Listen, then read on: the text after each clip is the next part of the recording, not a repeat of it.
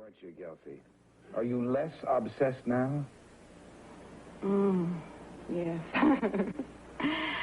I'm obsessed with not being obsessed. You know, I'm always obsessed with something. So right now, I'm concentrating very hard on not being obsessed.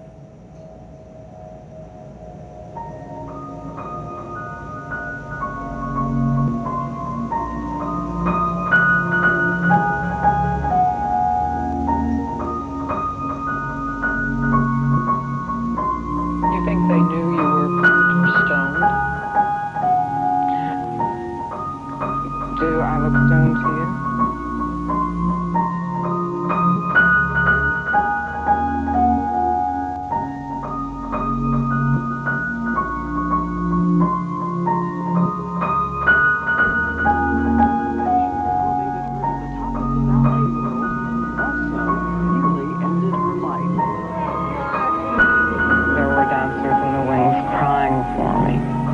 I was in great pain. I had absolutely no control.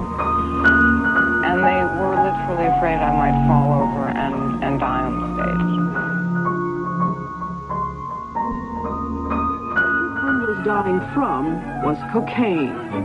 And the beauty of the ballet on stage concealed the pain of her life off stage. As here, when she was dancing on drugs. It almost destroys everything.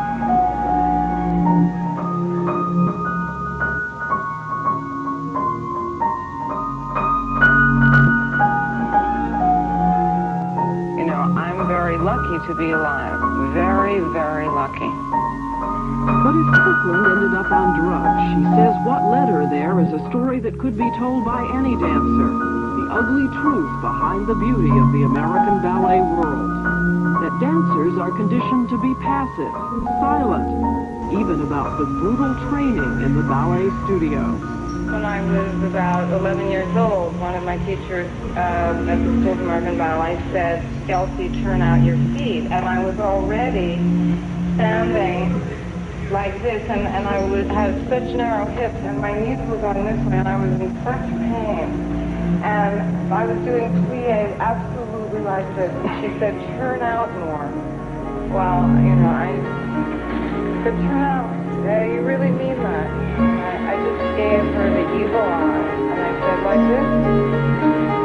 Like this? You want to see me turn out? I'll turn out." And I mean, I was crippled by the time I was 12. To live with the pain and dance with it, that was the code. Dancing not for her own eyes, but for the eyes of one man. The man who created ballet in America, the legendary Mr. B, the late George Balanchine. She was only 15 when he asked her to join his New York City Ballet Company as one of his baby ballerinas. Her talent so impressed Balanchine that he choreographed new ballets for her, pushing her further, faster than any other ballerina. And of course you were the fastest. You were the speediest. You were the most daring. Yes, I think I tried harder to please Balanchine than anybody. And what was the physical cost? Well, the physical cost was that it killed you to do it over a period of time because you had to deal with unnatural speed. You were pushed to the limit in terms of what your body can take. Did Balanchine care about your body? He cared how it looked, but not how it felt. And once, when she was too sick to dance, he found a way to make sure she did. By giving her some pills, she says he told her were vitamins. And I took them and I went out on stage and I was like a little bird who didn't know I didn't know where I was. I enjoyed myself. I thought everything was quite jolly. And I looked down at the end of the ballet and my feet had a life of their own. Some Some vitamin. Some vitamin, yeah.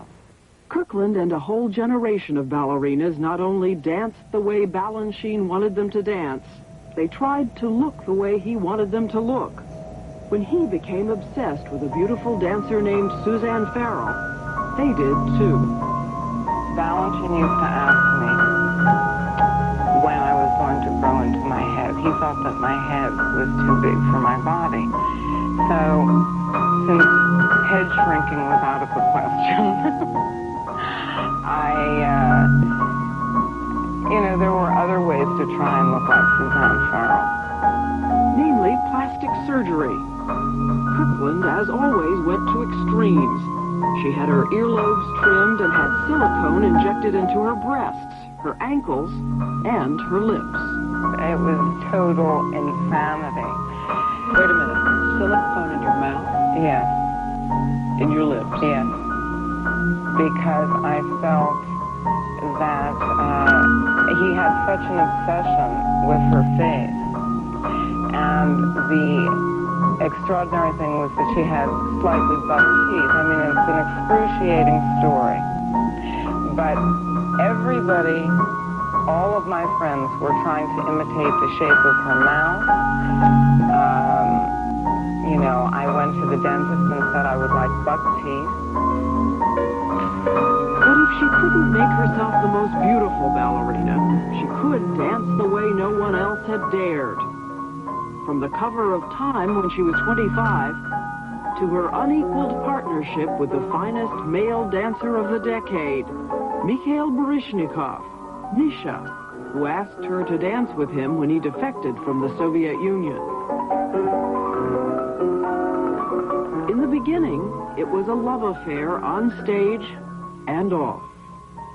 Out of their partnership came a story too irresistible for Hollywood to ignore, about a young American ballerina who falls in love with a brilliant Soviet dancer who abandons her.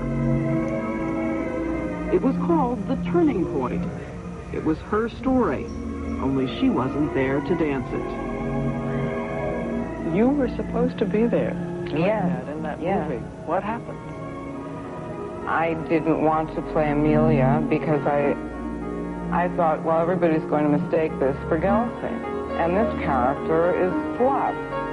She doesn't have anything between her ears. So what did you do? I starved myself. And by the summer, I was about 80 pounds. And got booted from the film. Right.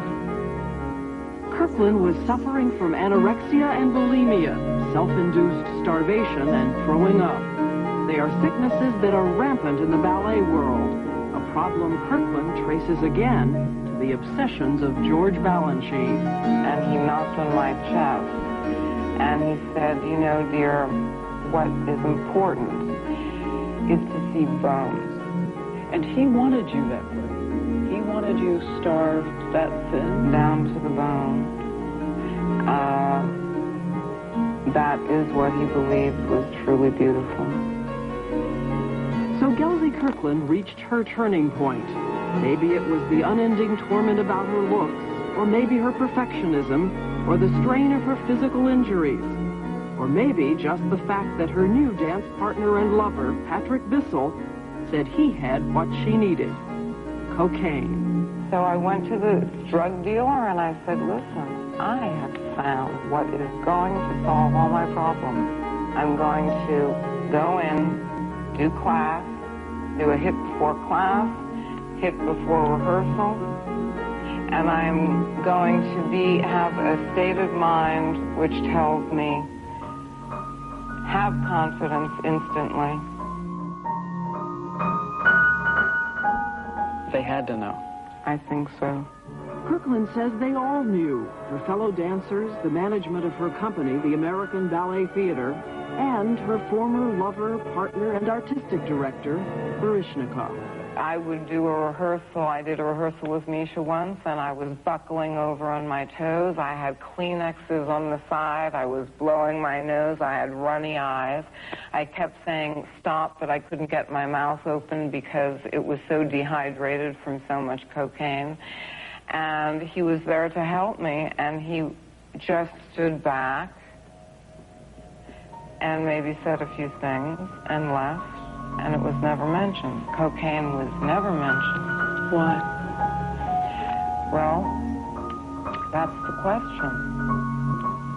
Why wasn't it dealt with? Why was there no policy about drugs? She says even one of her agents conspired to keep her dancing. Certainly one of my contracts was for explicitly that I would work for my agent only if he supplied me with cocaine on a daily basis.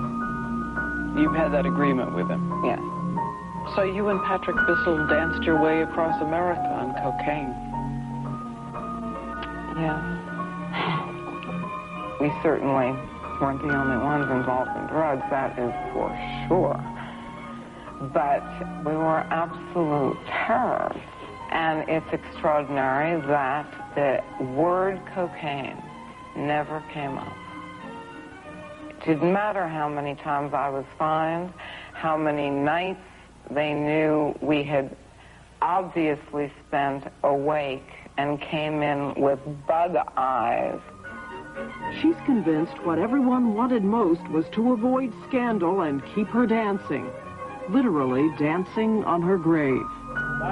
It was like her greatest role, Giselle, the story of a peasant girl who, betrayed by her lover, goes mad and dies of a broken heart, but returns in death, dancing all night to save her lover's life. But here, Gelsey Kirkland was rehearsing it and dancing it entirely on drugs. It is hard to imagine the proclaimed finest ballerina of the Western world stalking the streets at night to try to get cocaine so she could dance. I used to feel most at home in Harlem.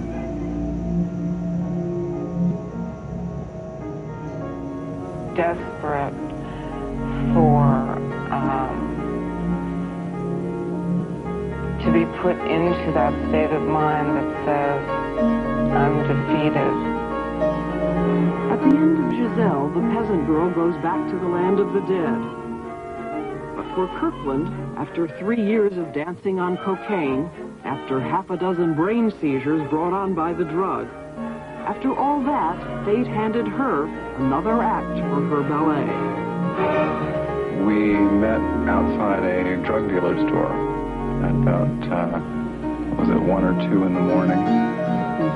Both of us coincidentally going to pick up something at the same time. Writer Greg Lawrence is now her husband. With his encouragement, she left the American ballet world. They helped each other conquer the cocaine. After a 2-year absence from the stage, Gelsey Kirkland, now 33, is dancing again. In London with the Royal Ballet. But she plans to return to the United States soon, full of ideas about new training techniques that will encourage young dancers to use their minds and minimize the damage to their body.